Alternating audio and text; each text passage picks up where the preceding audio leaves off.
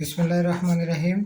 প্রিয় শিক্ষার্থীরা, আমি তোমাদের এখন ইংরেজি সেকেন্ড পেপারের ষষ্ঠ থেকে দশম শ্রেণীর অ্যাসার্টিভ থেকে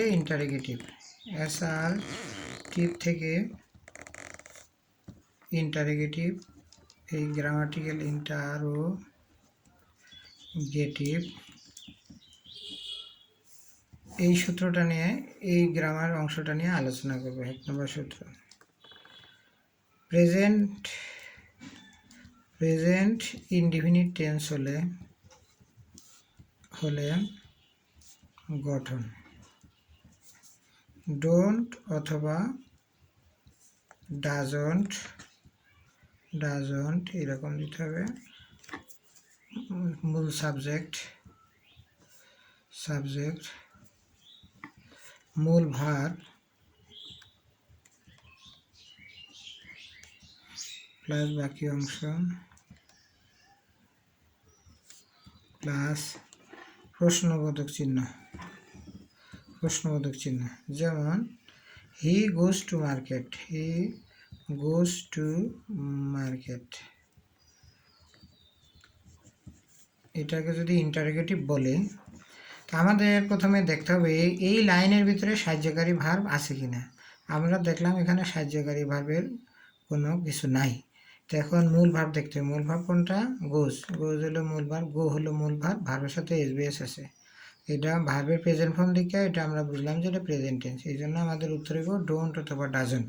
তো এখন ডাজন্ট হবে কেন? কারণ ভার্বের সাথে এসবিএস আছে, এই জন্য উত্তরটা হবে doesn't he go to market. প্রশ্নবোধক চিহ্ন। 2 নম্বর, পাস্ট ইনডিফিনিট টেন্স হলে গঠন ডিডন্ট আগে হবে। ডিডন্ট প্লাস সাবজেক্ট প্লাস মূল ভার্ব প্লাস বাকি অংশ প্লাস প্রশ্নবোধক চিহ্ন। যেমন দে went to Dhaka.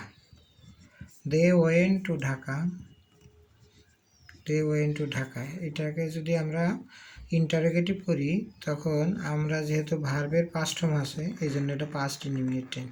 Past indefinite tense হলে আমাদের প্রথম গঠন কি? ডিডন্ট আগে হবে। ডিডন্ট হি, তারপরে মূল ভার্ব হবে। ওয়েন্টের মূল ভার্ব হলে গো টু ঢাকা।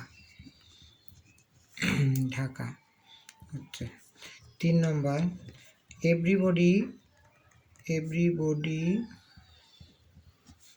এভরিওয়ান, অর্থাৎ এভরি যুক্ত থাকলে ইন্টারোগেটিভের নিয়ম।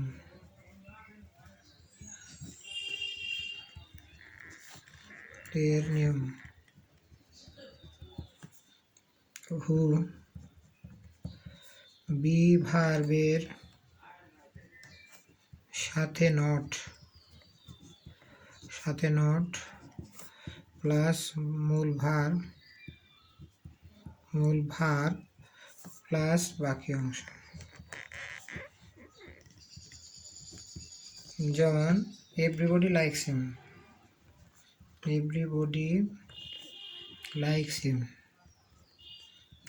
হিম, এটার ইন্টারোগেটিভ। কি উত্তর হবে কি? হু। এখানে কোনো সাহায্যকারী ভার্ব নাই। তো এখন মূল ভাবটা হলো লাইকের সাথে ভার্বের সাথে এসবিএস আছে, এই জন্য আমাদের উত্তরে হু ডাজ নট হবে। ভার্বের সাথে এসবিএস থাকলে সবসময় ডাজ নট বসবে। ডাজ নট, এরপরে মূল ভার্ব হলো like, who does not like him, এই ইন্টারোগেটিভ চিহ্ন। 4 নম্বর, নো ওয়ান, নান থাকলে গঠন হু প্লাস মূল ভার্ব প্লাস বাকি অংশ। যেমন নোবডি হেটস হিম, উত্তর কি হবে? হু হেটস হিম। হু হেডস হিম, কারণ এখানে ডু নট, ডাজ নট, সাহায্যকারী ভার্ব এগুলো হবে না।